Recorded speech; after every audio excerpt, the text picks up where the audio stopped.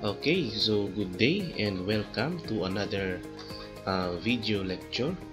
So we will discuss itong design torsional strength of a rectangular beam section. So this is taken from the book of Engineer Romeo Estaniero, one of our examiners, no? And member of the Professional Regulatory Board for Civil Engineer, no?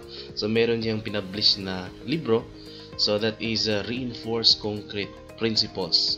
This is 3rd edition and I suppose ito is naka NSCP 2001 pa, no? But our solution here, we will have the example from this book, but we will present with the NSCP 2010 or the ACI, no? ACI solution, no? Updated ACI solution, at least 2008, no? So NSCP 2010 is based from ACI 2008, at least para sa concrete. So let's have this for a reinforced concrete beam section having a width B is equal to 300, so ito yon, millimeter, and a total depth H is equal to 600 millimeter. The concrete strength FC prime is 25 MPa and the yield strength of the transverse reinforcement, ito yun, no? Ito yung transverse or no, transverse, no? So pasensya nyo na, transverse reinforcement. So FYV, yan yung yield strength niya, that is equal to 415 MPa. The longitudinal reinforcement consists of 28 mm diameter bars. So this, ito yun, no? 28 mm diameter bars. So ito talaga yung pagka-illustrate niya dun sa book, no? The beam is reinforced with 12 mm diameter vertical closed stirrups. So ito yung ating stirrups. Ang spacing nitong stirrups is 100 mm on centers. The concrete cover being 40 mm from the surface of the transverse reinforcement. So yung clear cover nito is from the outer of the transverse reinforcement papunta dito sa surface ng ating concrete beam, no? So both sides ito, dito and dito. Okay? So why am I discussing this?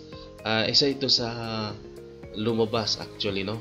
This is not the exact question na lumabas, but I suppose halos parehas lang ito ng tanong na lumabas nung exam namin, no? Board exam namin, May 2022 CE board exam. And kailangan alam natin yung fundamentals nito kasi yung mga past boards na nakikita ninyo sa mga references about this is hindi na discuss yung basics or yung fundamentals. Diretso na kaagad design of longitudinal or design of torsion reinforcement, no? So kaya isa yan sa mga nagpa-confuse, no? Lalo na ang pinipresent lang is design na kaagad, no?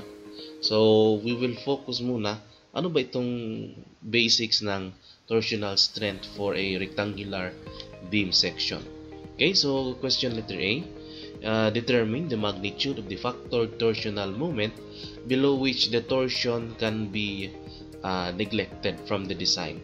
Okay, so meron palang factor torsional moment na pag below which nito pwede nang i-neglect yung ating torsion, no? Torsion effect.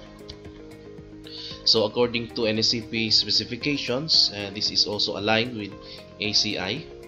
So torsion effects can be neglected if this one, no? TU, this is factor torsional moment, less than phi times square root of FC prime over 12 times ACP squared over PCP. Ayan, no? So this is actually NSCP 2001.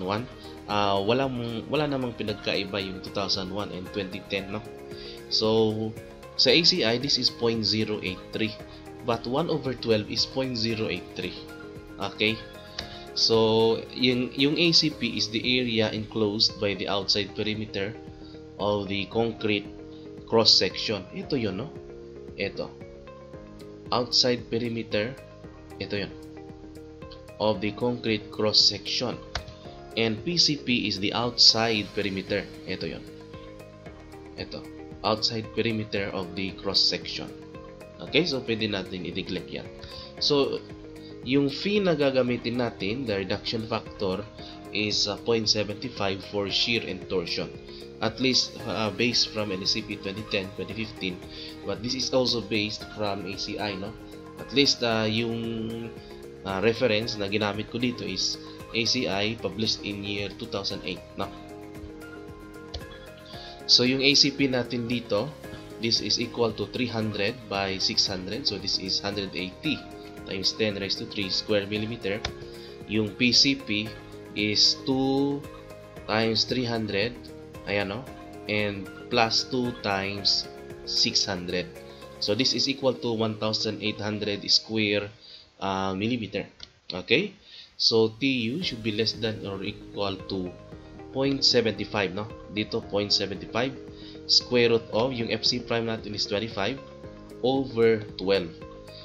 Then multiplied by yung ACP squared, 180 times 10 raised to 3 squared, all over 1,800. Yan yung PCP. So TU can be neglected if the torsion can be neglected if TU is less than 5.625 kilonewton meter. So ayan, no? Okay, next na tanong. Is the beam section adequate to resist a factored torsional moment? TU is equal to 30 kilonewton meter. So dito i-apply na natin, di ba? Yung limit niya para i-neglect yung torsion is 5.625. Dito naman, yung TU natin is 30 kilonewton meter, so hindi na natin ma-neglect ito. So ito bang nandito na transverse reinforcement? Tawag dito is transverse reinforcement, no? Yan yung stirrups. Adequate to resist a factored torsional moment. Okay, so ganito yan. According to NSCP or ACI specifications, yung ACI, yung NSCP 2001 and 2015, halos magkaparehas lang, no? So dito naman ang gagamitin ko is yung ito, the adequacy of solid sections. So this is solid sections. Klaro naman na yung ating reinforced concrete beam is a solid section. So under combined shear and torsion is given as, this is the formula, no? Square root of VU over BWD quantity squared. Okay, so plus TU PH all over 1.7 AOH squared quantity squared. So yung makuha natin dito is actually MPa, no? So this should be less than or equal to phi ano, times VC over BW times D plus 0.66 square root of FC prime. Ayan, yan yung adequacy. Yung AOH is the area of the concrete measured from the center line of closed stirrups, ties, or spirals. So, kailangan measured from the center line of this one. Okay, klaro yan, ha? Then, PH is the perimeter of concrete area AOH. Okay, so substitute natin. Bale, ito yung one niya, no? This part is ito yung actual, no? Actual shear and torsion, no? This is MPa. This one is the allowable. Okay, so the right part is the allowable, the left part is the actual. Ngayon, lumabas itong tanong nung CE board May 2022. I was not aware, no? Kasi ito yung binigay na code. Ang pinapahanap, what is the torsional, the shear and or torsional shear stress. Samantalang ito pala yung actual torsional and shear stress, no? So I was not aware of this. So hopefully maging aware na kayo, no? Lumalabas to sa board exam itong shear and torsion. Kasi nasa TOS. Okay, so kunin natin yung center line kasi yung AOH yung kukunin natin, no? And yung center line nito is this one, yung Y, or merong reference YO, no? So this is 600, tama? 600. So minus 2 times 40, that is concrete cover to surface of the, to outer surface of the tie. Then yung center niya, so minus 6 dito sa baba, minus 6 din kasi kalahati-kalahati man kailangan na sa center line. So minus 6 minus 6, that will be minus 12. So we have 508 mm. So yan yung magiging basehanan natin for one dimension of the AOH. Yung X naman, so this is 300. Ito yung 300 minus concrete cover to surface of the stirrups. So minus 2 times 40, dalawa kasi, no? And then minus 12 pa din kasi minus 6 dito para sa center line, minus 6 din dito para sa center line. Okay, so we have 208. Kaya yung AOH, that is equal to 500 times 200, 508 times 208. This is equal to 105,664 square millimeter. Okay. Yung PH naman, that is the perimeter, that is 2 times 208 plus 2 times 508. No? 2 times Y plus 2 times X. So this is equal to 1,432 square millimeter. So yung VC dito, yung formula niyan from NSCP 2010 or 2015 is 0.17. Meron pa yung lambda, no? Pero usually naman ang ginagamit natin sa lambda is 1.0 for normal weight concrete, no?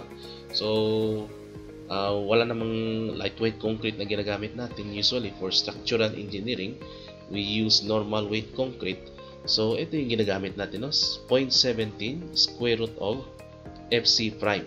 Sa NSCP 2001, that is 1 over 6, no? So sa NSCP 2015 or sa ACI pa rather, no? So they just stick with the decimal, no? So 0.17 square root of FC prime times BW. Yung BW, by the way, is the beam width, no? Beam width times the effective depth D. So dito, pag dinivide natin ito, VC over BWD, ang VC over BWD, i-divide lang natin both sides, no, by BW times D. So ang matitira na lang, this part, VC over BWD, is actually 0.17 square root of FC prime. Okay. So yung actual, ito yung actual, no? This one, ito yung actual. The actual shear and torsion stress. So that is equal to, ito naman is torsion lang, no? Wala namang binanggit na shear. Kaya yung VU dito, this is equal to 0. So wala to. Ito lang yung matira. So this is square root of 30 times 1,000 squared para maging Newton millimeter. So times 1,432 kasi yun yung pH over 1.7 times AOH, which is 105,664 squared. So pwede naman na tanggalin nyo na lang to square root and squared, no?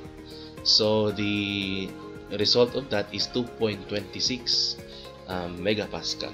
Okay, so yan yung actual, not actual, no, but the shear stress due to TU is equal to 30 kilonewton meter. The torsional shear stress. Ngayon, yung allowable FB is, yung phi natin is 0.75.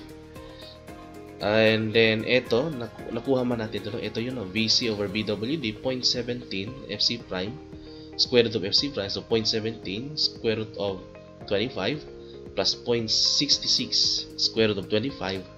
So, that is 3.11 MPa. Okay, so that is the allowable shear and torsion stress. Okay, so the section is adequate, no? Kasi FV is less than yung actual or yung design Not the design, no? Pero ito lang. Ano bang tawag dito? This is the ultimate torsional shearing stress, no? So less than capital FB. So the section is adequate. So lumabas ito during our board exam. Naalala ko talaga, torsional shearing stress, no? So this is in terms of MPA, at least based from my memory. Kasi yung mga tanong na hindi ko masagutan, yun yung palaging naglilinger sa aking utak, no? Yung mga nasagutan ko, hindi ko na siya masyadong maalala, pero yung hindi ko nasagutan, yun yung palaging maglinger. So alam ko. Okay, letter C. So ito naman additional siya. So if the beam is subjected to a factored shear Vu that is 200 kN in addition, so is the section adequate to resist the combined action? And determine the design na torsional strength. Okay, so let's answer this. So dalawang tanong ito. So aside from TU na 30 kN meter, so dinagdagan niya pa ng VU. So 200 kN. Is it adequate to resist the combined action? So unahin natin yung sagutin. So ito pa rin yung gagamitin natin na formula. This one. Okay. So yung AOH na solve natin yan kanina, 105,664. Yung PH, the perimeter, no, center line, center line. So 1432 mm. Yung D natin, at least from the drawing, no, we will assume this, ito yung ating effective depth, no. So that is equal to 600, no, minus yung isang clear cover dito, no. So i-zoom in natin, no. Yung isang clear cover dyan, that is 40, no. So minus 40 minus yung tie, so that is minus 12 kasi 12 mm ties. Then meron pang minus kalahati pa ng reinforcement, no, main reinforcement, that is 28. So kalahati niyan 28 over 2. Klaro?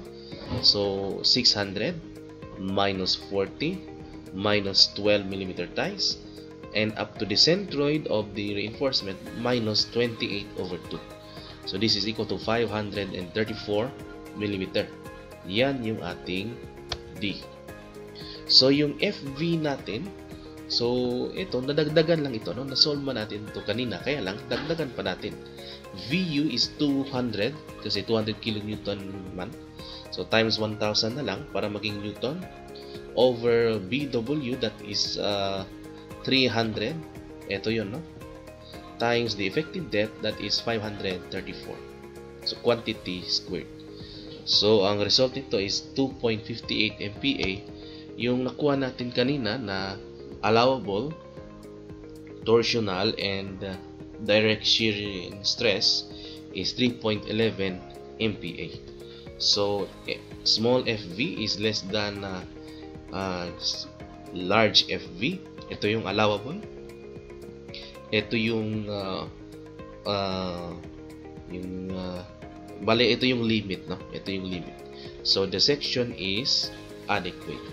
By the way, hindi pa na to allowable kasi hindi man to allowable ultimate strength design pala to, no? So ito lang yung limit, no? Yung limit pala, hindi to allowable. So hindi man to allowable strength design, no, ASD. This is USD, no, ultimate strength design. Okay, so yung tanong, determine the design torsional strength. So ito yon. So according to NSCP or ACA specifications, ito yung reference ko, design of design of concrete structures, 14th edition in SI units by Nilsson, Darwin, and Dolan. Okay, so nakita ko lang, no, may SI units. So buti naman at may SI units. Kasi kung naka-English units tayo, kailangan pang i-convert yan, no? Every formula, convert mo into eh, SI units, no? So wala namang ganun. Buti na lang meron akong nakita na reference, no? So ito yon, design of concrete structures. So ito ngayon yung nominal torsional shear strength, TN. So this is 2AO times AT times FYT over S times cotangent of theta. Ayan, no? Yan yung nominal torsional shear strength. So kailangan natin alamin ano yung gamit ng mga formulas na ito, kasi yung nasa mga references natin diretso na kaagad yung design, no? Hindi na alam ito. So yun yung pinagsisihan ko. Na-studyhan ko man yung torsional shear strength, no? Kaya lang yung design lang kaagad, no? Yung design lang kaagad. Kaya ayun, pagkakita ko sa problem, hindi ko alam yung basics, hindi ko alam ano itong mga formula na ganito, kasi ang alam ko lang design lang. Sayang. Kaya the entire three questions na skip ko talaga kasi hindi ko alam paano sagutin, no? First question pa lang wala na. So hopefully maintindihan ito. And the code binibigay naman. Ang description lang ang hindi binibigay. Hindi siya masyadong binibigay, no? Okay, so dapat alamin niyo yung description. Ngayon, yung dito sa theta, yung suggested value is 45 degrees. So kung wala namang binanggit, di 45 degrees. Ano ba yung cotangent of 45 degrees? That is 1 over tangent of 45 degrees. Tangent 45 degrees is 1. So 1 over 1, that is equal to 1. No? So pag walang binanggit, theta is 45 degrees. Ngayon, yung itong AO, it may be taken as equal to 0.85 AOH. Klaro? So, ayan. Yung talagang definition is yan yung area where the shear center or the shear yung shear na ganyan, no? Kung saan siya nag-act, shear center or shear line, shear flow, no? Shear flow, no? But this is simply taken as 0.85 of AOH, no? According to ACI specifications. And AT is the cross-sectional area of one stirrup leg, no? So hindi ito yung kaparehas ng AV, no? AV FYD over S. So AV FYVD over S. Yung AV is yun yung mag-resist ng shear. Kaya dalawang legs of stirrups. Dito sa AT, one leg lang only, no? So one leg lang yung ating i-analyze, no? Area of one stirrup leg for torsion.